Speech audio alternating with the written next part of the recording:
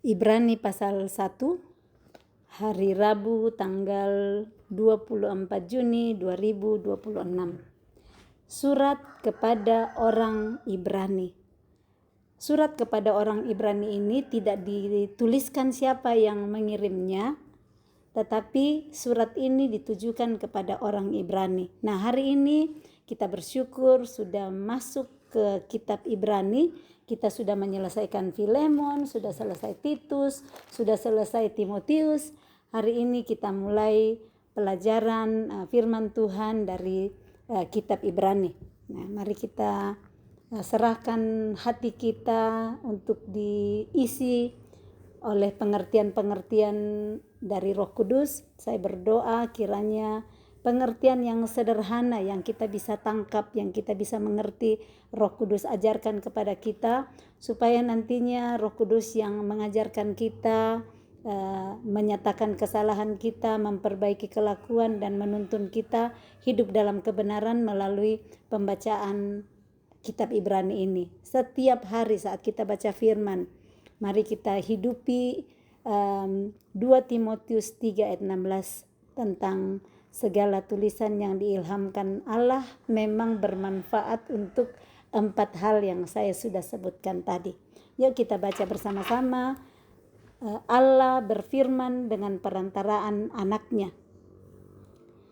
Setelah pada zaman dahulu Allah berulang kali dan dalam pelbagai cara berbicara kepada nenek moyang kita dengan perantaraan nabi-nabi, maka pada zaman akhir ini Ia telah berbicara kepada kita dengan perantaraan anaknya yang telah Ia tetapkan sebagai yang berhak menerima segala yang ada. Oleh Dia Allah telah menjadikan alam semesta. Ia adalah cahaya kemuliaan Allah dan gambar wujud Allah dan menopang segala yang ada dengan firman-Nya yang penuh kekuasaan.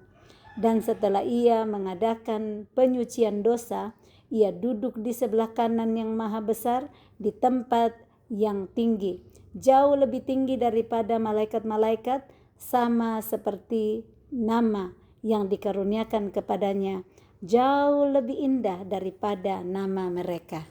Luar biasa ya pembacaan kitab Ibrani ini, disampaikan tentang Allah berfirman dengan perantaraan anaknya huruf besar. Siapa itu? Yesus Kristus. Dan dimulai dengan setelah pada zaman dahulu Allah berulang kali dan dalam pelbagai cara berbicara kepada nenek moyang kita. Nah, jadi di zaman dahulu kala itu, dahulu Allah itu berbicara enggak cuma satu kali tapi berulang kali dengan berbagai macam cara Dia berbicara kepada nenek moyang kita.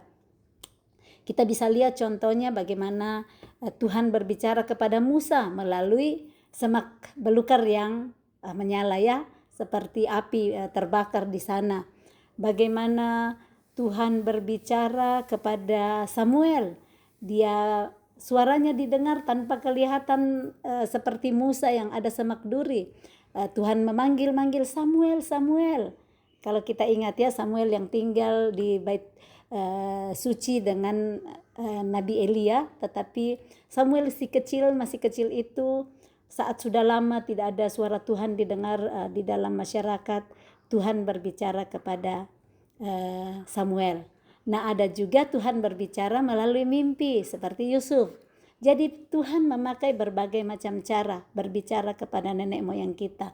Nah, kepada Yusuf Tuhan berbicara melalui mimpi. Mimpi berkas-berkas gandumnya yang berdiri di depan dan berkas gandum yang lain tunduk saudara-saudaranya. Nah, itu melalui mimpi Tuhan berbicara.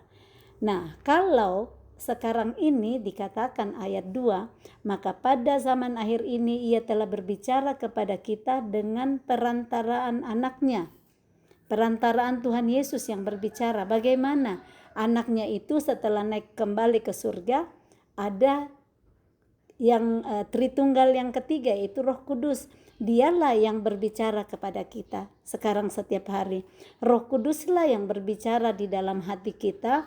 Kalau kita mau bohong, Roh Kudus bilangin kita, itu bohong. Kita mau mencuri, Roh Kudus bilang itu mencuri.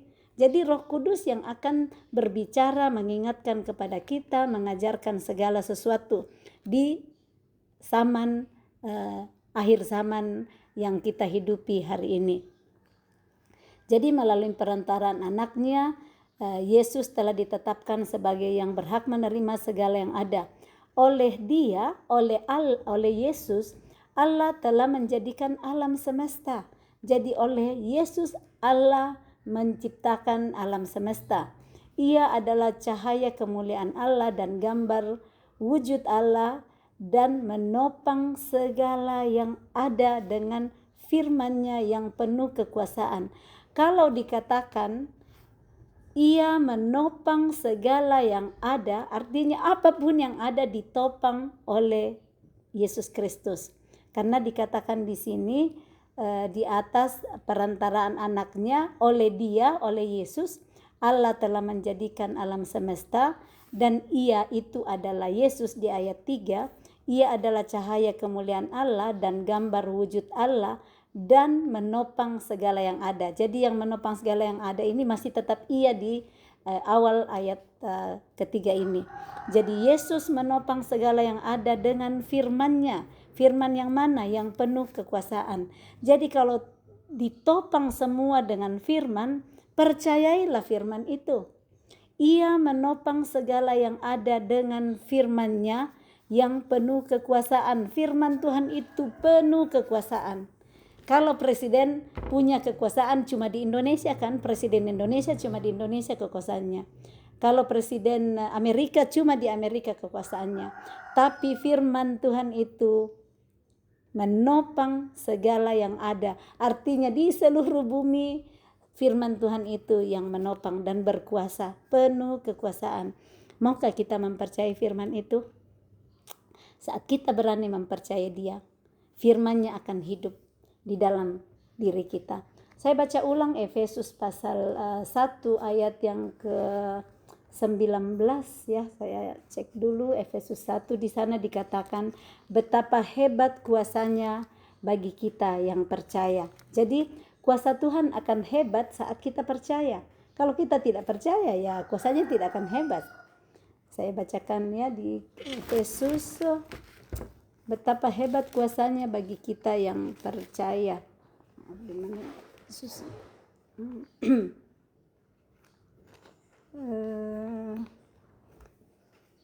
Di Efesus 1 ya, saya nggak usah cari ininya, tapi betapa hebat kuasanya bagi kita yang percaya.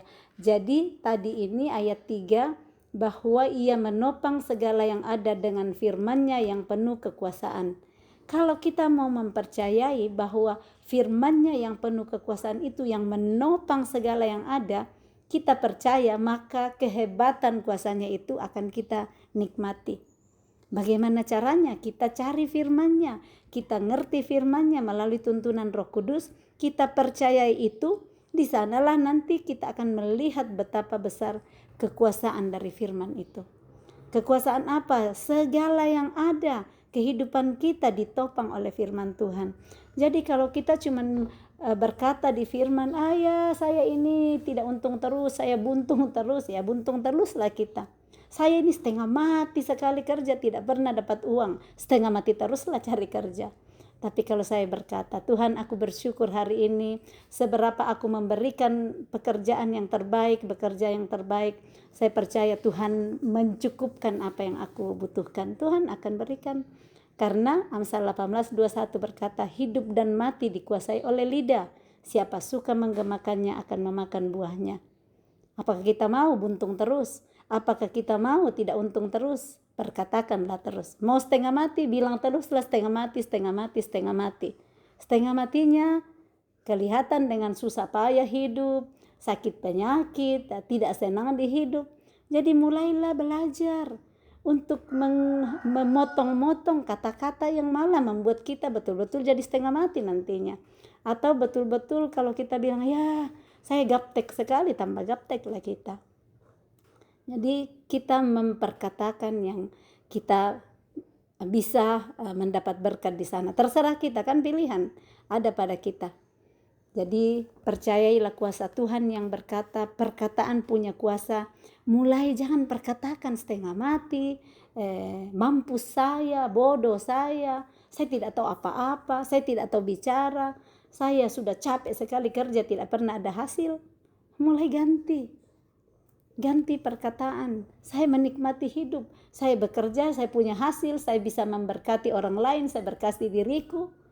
Di sanalah Tuhan dimuliakan. Yang berikut, dan setelah ia selesai mengadakan penyucian dosa, ia duduk di sebelah kanan yang maha besar di tempat yang tinggi. Setelah Yesus selesai mengadakan penyucian dosa dengan cara apa? Dia menyerahkan hidupnya, dia mati di kayu salib. Itulah cara Yesus melakukan penyucian dosa. Sesudah itu dia naik ke surga, dia mati dan bangkit setelah 3 hari, dan dia naik ke surga, duduk di sebelah kanan yang maha besar di tempat yang tinggi. Tempat tingginya bagaimana? Jauh lebih tinggi daripada malaikat-malaikat. Sama seperti nama yang dikaruniakan kepadanya. Nama yang dikaruniakan kepada Yesus jauh lebih tinggi daripada segala nama yang ada. Dan nama itu jauh lebih indah daripada nama mereka, yaitu nama malaikat-malaikat. Kita pindah ke perikop yang berikut. Anak Allah lebih tinggi daripada malaikat-malaikat. Karena kepada siapakah di antara malaikat-malaikat itu pernah ia katakan, anakku engkau telah kuperanakkan pada hari ini, dan aku akan menjadi bapanya, dan ia akan menjadi anakku. Jadi ini seperti pertanyaannya, karena kepada siapakah di antara malaikat-malaikat itu pernah ia katakan, anakku engkau. Tuhan tidak pernah mengatakan kepada malaikat, anakku engkau. Malaikat-malaikat itu adalah roh-roh yang diciptakan untuk melayani orang-orang kudus. Nanti kita baca juga ya. Semua itu Alkitab yang katakan. Jadi saya lanjut ayat yang ke-6. Dan ketika ia membawa pula anaknya yang sulung ke dunia, ya Yesus itu, ia berkata, semua malaikat Allah harus menyembah dia. Semua malaikat harus menyembah anaknya yang sulung, yaitu Yesus Kristus. Dan tentang malaikat-malaikat ia berkata, yang membuat malaikat-malaikatnya menjadi badai dan pelayan-pelayannya menjadi nyala api. Tetapi tentang anak ia berkata, tahtamu ya Allah tetap untuk seterusnya dan selamanya, dan tongkat kerajaanmu adalah tongkat kebenaran. Engkau mencintai keadilan dan membenci kefasikan. Sebab itu Allahmu telah mengurapi engkau dengan minyak sebagai tanda kesukaan, melebihi teman-teman sekutumu. Tuhan mencintai keadilan dan membenci kefasikan. Mari dalam hidup kita berlaku adil kepada semua orang. Jangan pilih-pilih kasih. Jangan cuma menghormati orang-orang yang kelihatannya kita bisa dapat untung dari orang itu. Jangan cuma menyapa orang yang kelihatannya tenar, terkenal, berpangkat, kaya, cantik, semua-semualah. Berbicaralah kepada semua orang. Tapi bukan artinya di jalan semua orang pergi dibicarai, bukan begitu maksud saya ya. Kalau begitu, katanya Elma bilang kita berbicara ke semua orang. Di jalan semua orang disapa, tidak begitu. Menyapa orang kalau kita kenal, jangan pilih-pilih kasih. Jangan sengaja tidak lihat orang kalau memang bertemu di jalan. Yang berikut kita lihat ayat 10. Dan pada mulanya ya Tuhan, engkau telah meletakkan dasar bumi dan langit adalah buatan tanganmu. Semuanya itu akan binasa, tetapi engkau tetap ada. Dasar bumi Tuhan yang letakkan, langit adalah buatan tangan Tuhan, tetapi semuanya itu akan binasa. Ada firman Tuhan lain yang berkata, langit dan bumi akan berlalu, tetapi firman Allah tetap untuk selama-lamanya. Kenapa? Karena firman Allah adalah Allah sendiri. Nanti kita akan bongkar ini tentang firman Allah di pembacaan yang lain. Kita akan temukan bagaimana firman Allah itu adalah Allah sendiri. Yang berikutnya, semuanya itu akan binasa, tetapi engkau tetap ada. Engkau itu huruf besar ya, E-nya huruf besar.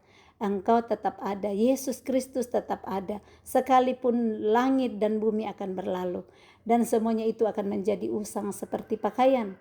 Jadi langit dan bumi akan usang seperti pakaian, seperti jubah engkau akan gulungkan mereka. Seperti jubah ya kalau digulung. Seperti itulah Tuhan sanggup menggulung langit dan bumi. Dan seperti persalinan mereka akan diubah. Tetapi engkau tetap sama dan tahun-tahunmu tidak berkesudahan. Yesus Kristus tetap sama, baik kemarin, hari ini, dan sampai selama-lamanya. Dia tetap sama, tahun-tahunnya tidak berkesudahan. Langit dan bumi berganti ya, kita lihat bagaimana bumi di zaman sekarang ini, orang-orang bilang banyak sekali di mana-mana gempa bumi, bencana-bencana alam.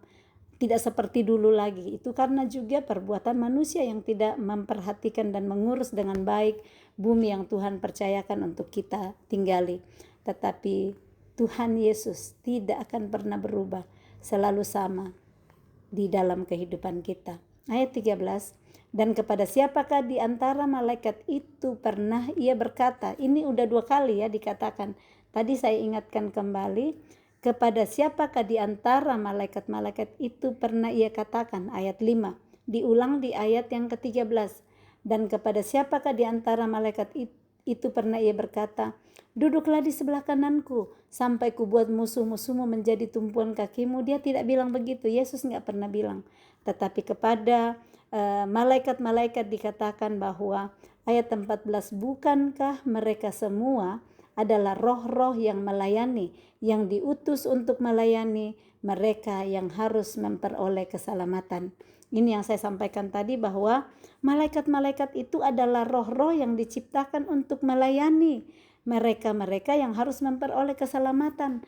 Nah, aminkan diri kita di sini adalah termasuk orang yang harus memperoleh keselamatan.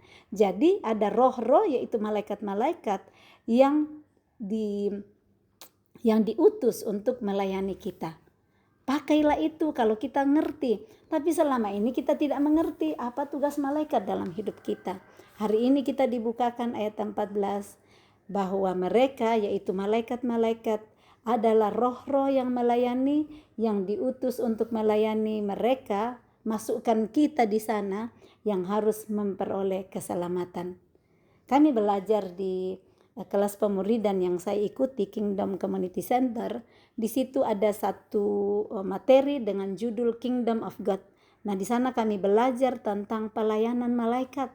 Malaikat itu siap sedia, tinggal diperintah oleh orang-orang yang kepadanya malaikat itu diutus untuk melayani. Nah, kita dilayani, malaikat-malaikat siap melayani kita. Tetapi karena kita tidak ngerti, kita nggak pernah minta malaikat melayani kita. Kita sibuk ngurus diri sendiri. Padahal roh-roh ini, malaikat-malaikat ini ada di sini, sudah dicantumkan di ayat 14. Mereka diutus untuk melayani kita. Bagaimana? Coba mulai. Kalau saya pernah ingat, saya lagi bawa mobil dan lagi musim salju. Dan jalan ke rumah kami agak menanjak, jadi kalau licin itu kan biasa mundur balik gitu. Nah, saya coba berapa kali nggak bisa naik. Saya bilang, malaikat-malaikat dorong dong mobil saya. Jadi saya berkata, malaikat dorong mobil saya. Nah, saya butuh untuk ini. Dan setelah saya perkatakan itu, karena saya nggak langsung ingat, kadang kan kita nggak ingat. Jadi kalau kita latih diri kita setiap kali mengingat pertolongan malaikat, kita akan otomatis nantinya. Nah, jadi yang pada saat itu saya lupa, nanti setelah berulang kali saya coba, ada malaikat yang bisa tolong. Saya bilang lah, malaikat-malaikat tolong saya dorong mobilku. Saya gas lagi dan langsung naik itu mobil saya. Saya bilang, terima kasih malaikat. Kenapa ya saya lupa tadi untuk minta tolong sama malaikat. Atau kadang cari-cari barang-barang di rumah, saya udah keliling cari, baru saya ingat, malaikat tolong dong kasih ingat saya di mana saya taruh ini barang ini. Seperti suara yang bilang, lihat ke atas, ternyata di atas tempat lemari gitu. Berulang kali saya melihat pertolongan malaikat dalam hidup saya. Atau kalau lagi cari tempat parkir yang full sekali, saya bilang, ya anak raja, pasti malaikat sudah diutus, saya utus malaikat, siapkan satu tempat parkir untuk saya. Ada betul tempat parkir. Kalau ada yang hilang juga ya, saya nggak bilang hilang. Saya sudah pernah cerita yang anting-anting saya waktu kami di Makassar kan, yang giwang saya satu. Saya bangun, saya lihat waktu kami jalan di lift, tinggal satu giwang saya. Saya langsung bilang ke kakak, ya malaikat lagi simpankan giwang saya. Saya nggak bilang giwang saya hilang. Kalau sebelumnya kan langsung kita bilang, hilang atau gimana. Itu kuasa perkataan, saya nggak mau bilang. Jadi saya bilang anting-anting saya lagi disimpan oleh malaikat. Kami naik ke kamar, saya cari-cari lagi di tempat tidur, nggak ada itu giwang saya. Jadi saya bilang ke adik-adik, tolong kalau kalian lihat itu giwang saya satu, saya nggak ketemu, saya belum ketemu. Ya ada yang satu temukan di kamar mandi yang bagian bawahnya, tapi nggak dapat di atasnya. Nah kami sudah mau check out dari hotel saat itu. Tiba-tiba adik yang satu bilang, itu giwangnya kakak di atas lemari, ya ada susunan lemari. Dia bilang, saya kira kakak punya yang satu itu yang ditaruh di atas. Saya bilang, ini masih ada di telinga saya yang satu. Yang saya bilang, gimana sampai loncat sendiri di atas itu anting-anting, karena papa mama nggak mungkin mereka gerak bikin. Nah adik-adik itu yang kami cari bersama-sama. Saya percaya, untuk saya ya, saya nggak paksa kalian, tapi saya percaya malaikat yang nolong saya taruhin giwang saya di sini. Jadi giwang saya nggak hilang, padahal kecil sekali. Saya sudah oke, kalau memang sudah waktunya ya. Tetapi malaikat menolong saya. Banyak kali saya tertolong oleh pelayanan malaikat seperti ini. Satu kali juga kami lagi liburan di Yunani. Kami mau pulang ke hotel, saya udah duluan jalan saking panasnya. Nah suami sama anak masih di dalam mobil. Saya lama nunggu di kamar, kok mereka nggak datang-datang juga. Ternyata saya balik ke mobil, katanya sementara bongkar-bongkar mobil cari handphonenya anak. Iya, handphonenya hilang katanya, handphonenya hilang. Saya bilang tidak, handphonenya disimpan malaikat. Jadi saya belajar kata-kata saya memberkati. Saya langsung coba cari di samping mobil, kan ada biasa lubang di sana ya, di samping pintu mobil. Saya temukan di sana, langsung saya dapat. Suami sama anak bilang, pasti mama bawa tadi ke kamar ini handphone, karena kami sudah bongkar semua tidak dapat. Saya datang dan dapat. Saya bilang, mana saya tidak tahu, kalau saya tahu kenapa saya mau lama-lama tinggal di kamar menunggu kalian kan. Pelayanan seperti ini mulailah, latihlah diri setiap kali sekarang. Malaikat itu banyak sekali yang ongkang-ongkang kaki, nggak kerja saking tidak ada yang memberikan instruksi untuk bekerja. Instruksikan, belajar mulai hari ini, instruksikan malaikat menolong kita di dalam melakukan segala sesuatu. Tapi bukan artinya ya katanya ada malaikat saya duduk-duduk saja, malaikat ambilkan makan, malaikat ke pasar, tidak seperti itu ya. Kita tetap harus bekerja dan ada bagian-bagian yang malaikat dikirim dan diutus untuk melayani kita. Ya demikian pembacaan firman Tuhan hari ini, kiranya menjadi berkat dan ada pengertian-pengertian baru yang Roh Kudus ajarkan kepada kita, supaya dari hari ke hari kita benar-benar ditopang oleh firman, karena Dia yang menopang segala yang ada dengan penuh kekuasaan. Salam kasih, Tuhan Yesus memberkati. Shalom.